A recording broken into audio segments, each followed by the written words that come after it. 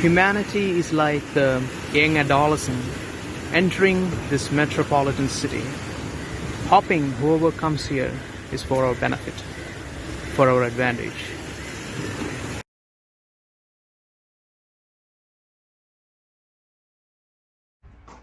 Strange crafts are flying in our skies.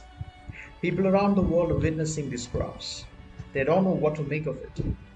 They're amused by the extraordinary acts of these crafts. Some are able to pick up a phone and record it. But actually, these are the tall ships of our times.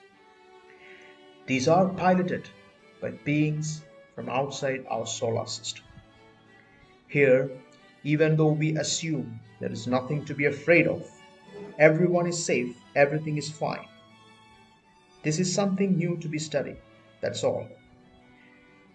But actually, it's not new. This has been happening for quite a long time. We must utilize our native wisdom to recognize and to approach it wisely. Our native wisdom suggests that several indigenous races, like the Aztecs, Incas, and even the Native Americans, have made irreparable mistakes by inviting the outside forces to their shores. They did not know what to make of these foreign powers, and as a result, they have lost their freedom and sovereignty. Now we have to ask, what's the price of freedom in the universe as we face this threshold of contact with extraterrestrial life? There is an extraordinary source today in the world called the Allies of Humanity that can shed some light on the truth about this intervention. It talks about the four fundamental areas where the intervention is casting their influence and building their foundation to snatch away the freedom and sovereignty of human race on this planet. They are a spiritual force with a spiritual mission. They are seven different individuals from seven different worlds from our local galaxy. These briefings are available free of cost. I will share the link in the description.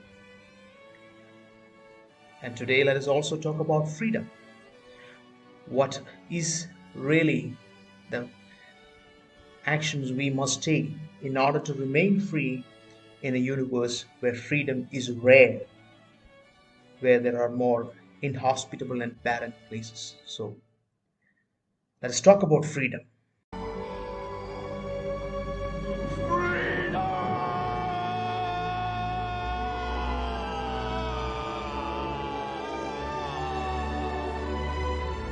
The visitation is by different groups of races from our local galaxy and economic collectives. This is like the new world the Spanish, the Dutch, the Portuguese have found as a means to exploit more resources. Even though this extraterrestrial force is not a military force, their power is influence in the mental environment, and their program for colonization is very advanced. If we look into some of the modern invasions, such as the British invasion of India, the Brits never came here as a 100% military force. But the circumstances here had facilitated their colonization, such as the weak rulers India had at that time, lack of exposure to industrial revolution in India, inter-rivalries between kings and chiefs. So they came as traders, they obtained trade rights from local rulers, they misused the trade rights. Governor of Bengal took action, his general was paid off and Brits took control of Bengal.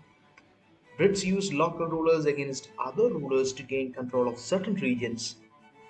Subsidiary alliance was established with many of the local kings, allowed deployment of British army in nearly all of India.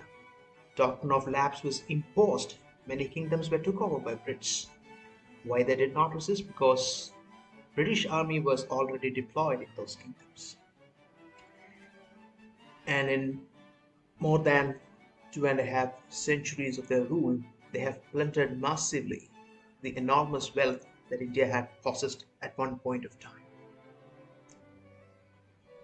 This reminds us that colonization doesn't require advanced military power at the outset. And in fact, many believe that this happened by accident. Here we will have to reconsider our fundamental notions on freedom. What is freedom and what is freedom for? Freedom represents internal freedom and external freedom.